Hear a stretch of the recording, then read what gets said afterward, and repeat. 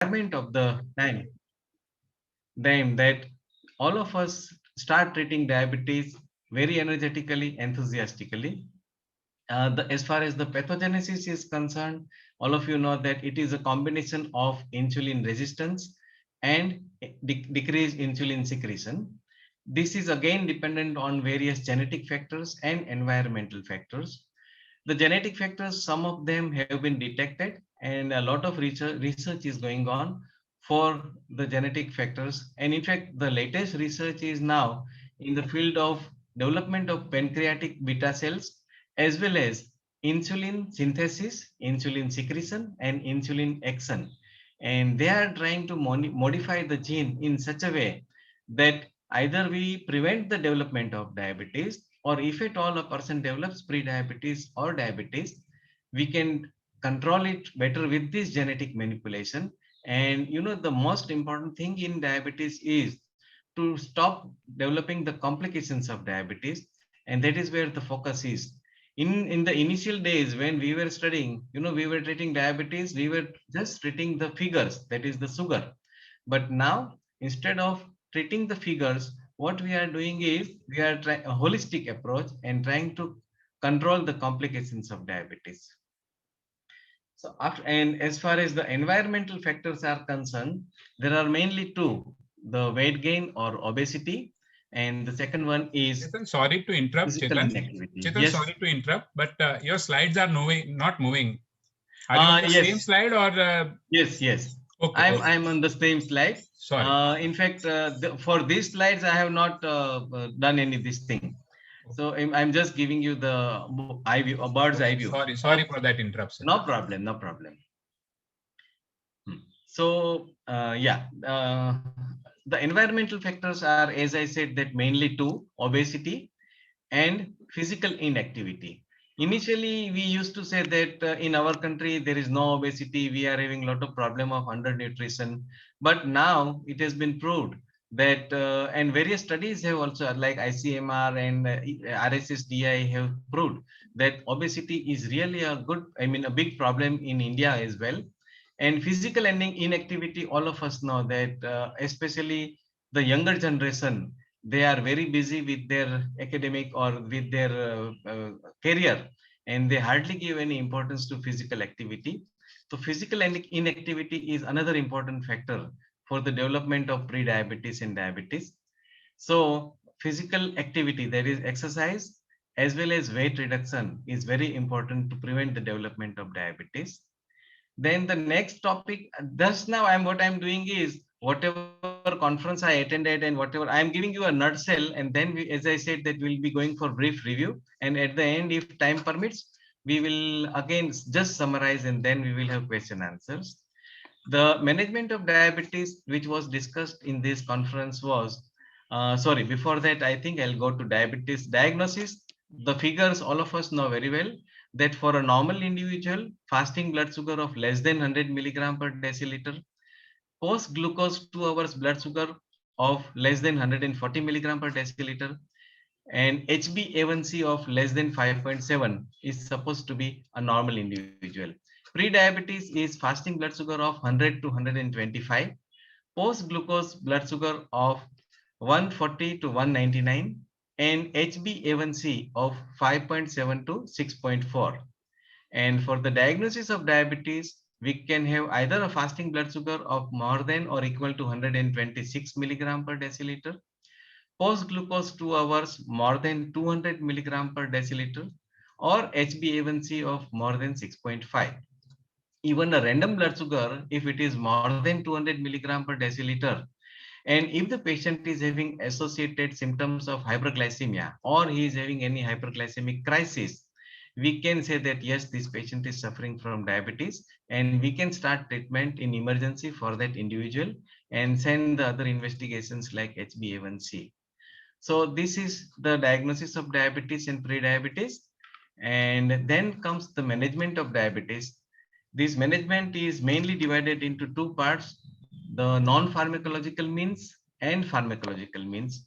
Non-pharmacological means are very, very important. And in our daily busy practice, day-to-day busy practice, we tend to forget giving good advice to the patient of diabetes about the lifestyle modification. But that is the cornerstone of therapy, and that comprises of, as I said initially, the physical activity, that is exercise. It is very important for the patient to do regular exercise, at least 30 minutes I mean 30 minutes of walking and 15 to 30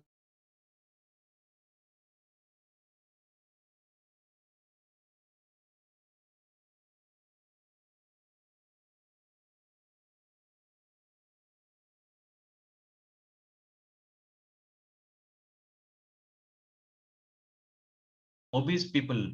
In fact, in our subsequent slides, we will come that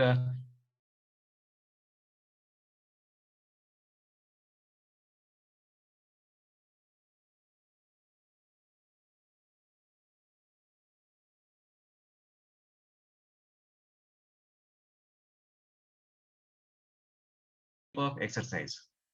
Then comes education. Education in the form that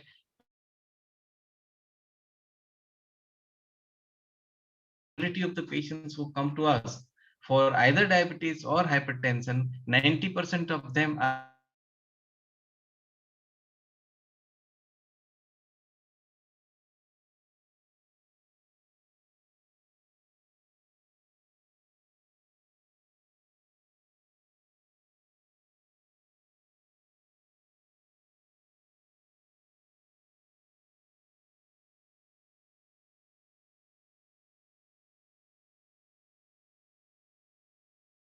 very important to impart to them so that we can avoid development of complications.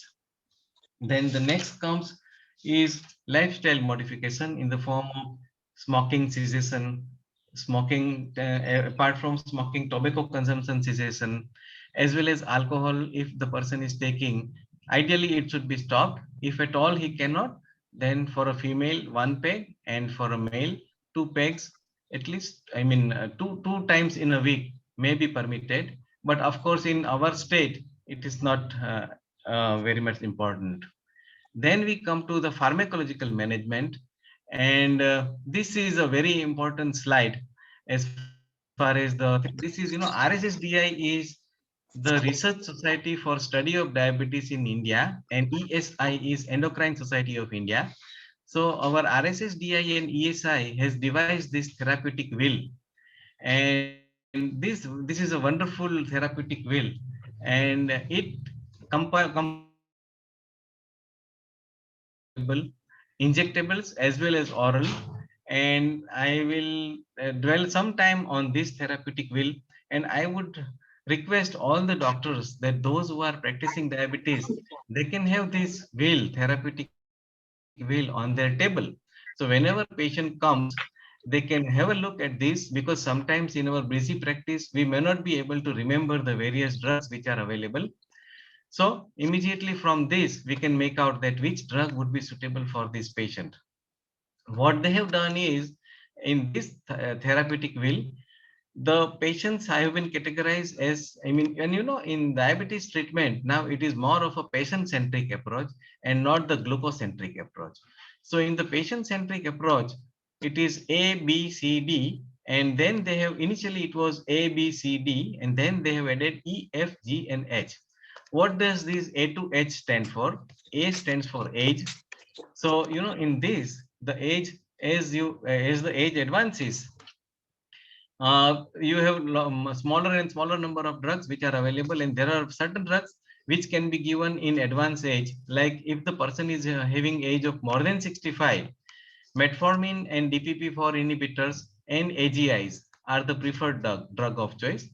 Then B stands for BMI, that is our body weight, body mass index.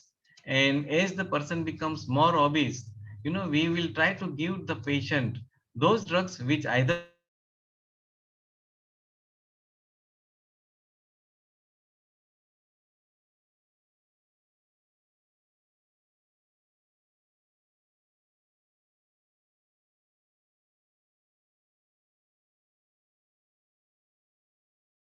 reduce the inhibitor, they are weight neutral. Then C stands for complications like chronic kidney disease. So those patients who are having a very advanced chronic kidney disease, there we can give either linaprazan or or we can give insulin at all stages. Apart from that, when the patient is having advanced chronic kidney disease, there are other drugs which can be given like SGLT2 inhibitor, DPP-4 inhibitor, insulins, short sulfonylurea, glinides. So here,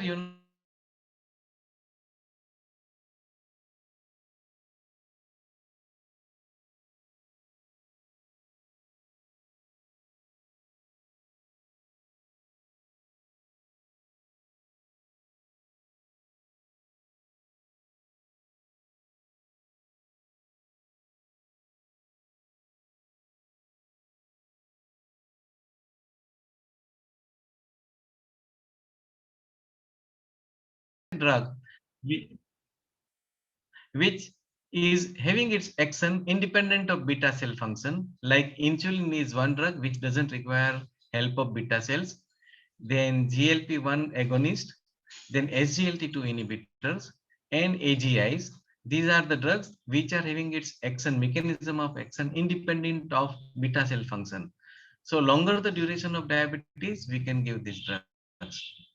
Then E stands for established cardiovascular disease. Those patients, in fact, it is said that almost 30% of patients who are diagnosed to have diabetes, they have associated cardiovascular disease, either hypertension or cardiovascular disease or cerebrovascular disease. And according to the Western guidelines, that is American Diabetic Association and EASD, European guidelines, in fact, now they have made it the first drug of choice for those patients who are having ASCVD, that is atherosclerotic cardiovascular disease or cerebrovascular disease, SGLT2 inhibitor or GLP-1 agonist as the first drug of choice.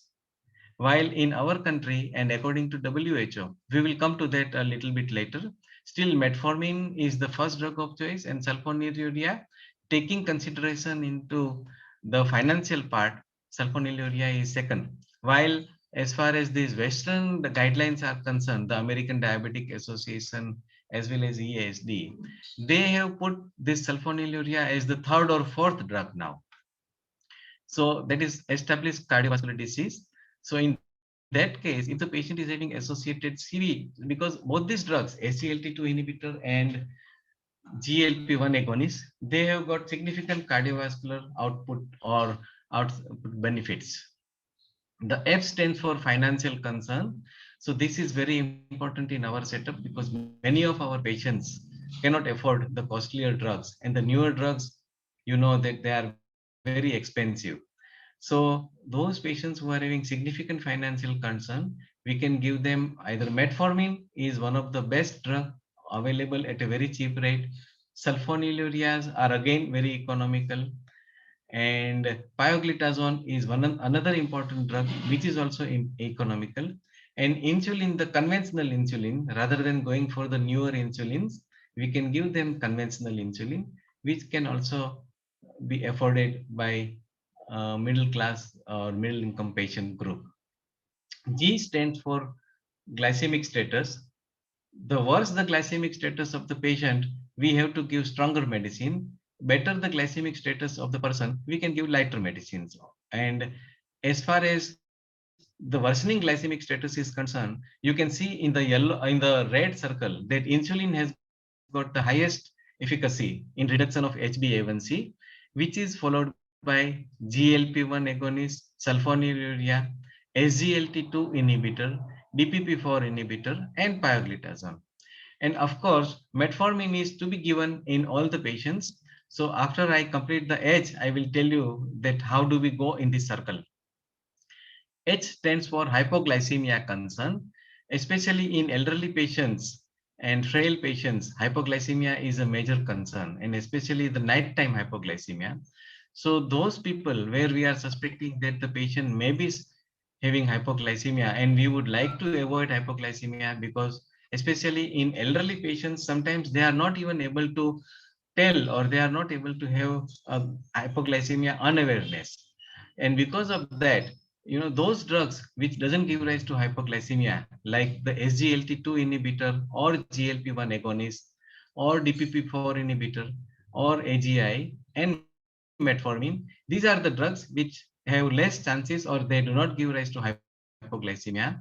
The main three drugs which give rise to hypoglycemia is insulin, sulfonylurea, and glinides, that is ripaglinide. These are the three drugs which give rise to hypoglycemia. So in those patients where we are suspecting that yes, this patient may be having hypoglycemic concern or hypoglycemic problem, we can avoid sulfonylurea, we can avoid glinides, and we can avoid insulin. So when we were studying, I'm talking about the 70s and 80s, we had only three drugs available: metformin, that is biguanides, sulfonylurea, and insulin. And insulin was also available as only conventional insulin, the plain insulin and NPH. While now we have a plethora of newer drugs which have become available, and we have got 6 orally acting agents available and 2 injectables. These 6 orally active available agents are biguanides, that is metformin, sulfonylurea, or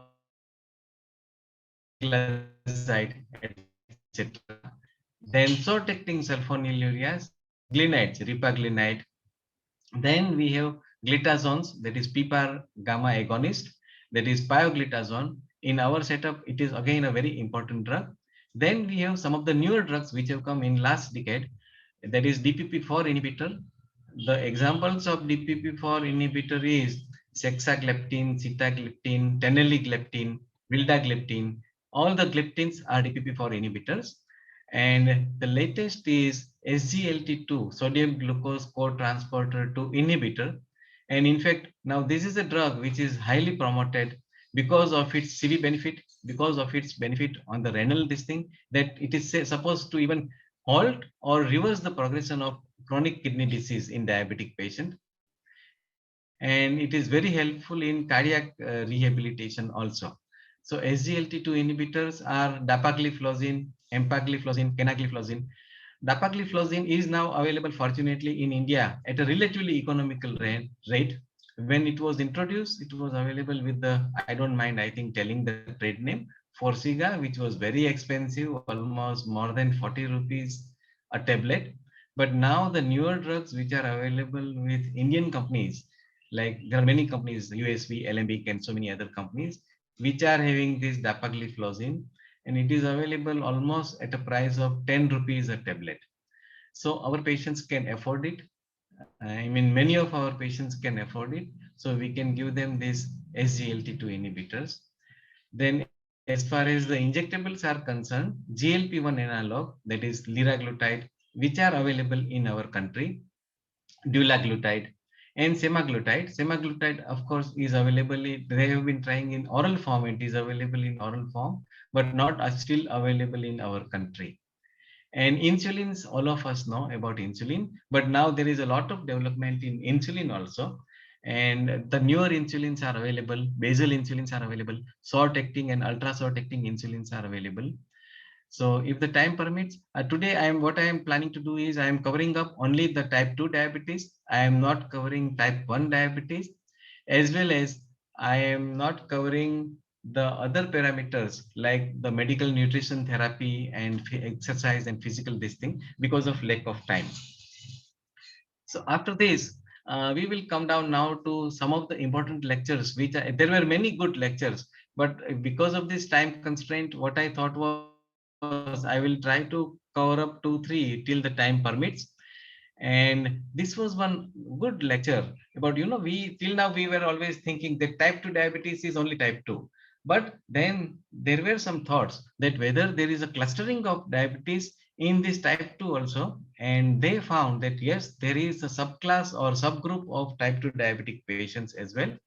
So the initial, this study was done by a Swedish group, and they had taken 6 variables: the GAD antibodies, that is glutamate D carboxylase antibodies, age at the diagnosis of diabetes, BMI, HbA1c, and HOMA2 beta, that is the beta cell function of the pancreatic islet cells, and HOMA2 IR, that is insulin resistance. These last two are difficult in our clinical practice. So in the next few slides will come that what are the 6 parameters which we can do, and we can find out that to which subgroup of the classification these patient of type 2 diabetes belongs. And depending on these parameters, they try to classify or subclassify type 2 diabetic patients into these 4 groups. The SIDD, this is the Scandinavian, the SIDD, that is severe insulin diabetes. This is characteristic of this is that it is an early onset diabetes. These patients have relatively low BMI, means they are having a normal weight. There is insulin deficiency, as the name suggests, and GAD antibody is negative. The other group is severe insulin resistant diabetes. Insulin will normally develop when a person is obese or overweight. So these patients have got significant insulin resistance and they have got high BMI. While the third group was mild obesity related diabetes. These patients have obesity, but there is no insulin resistance. But because of obesity and physical inactivity, they develop mild obesity related diabetes. And the last group was MARD, MARD, that is mild age related diabetes. This was the group in which the patients were older than the other 3 groups, and they had relatively mild insulin deficiency or insulin resistance.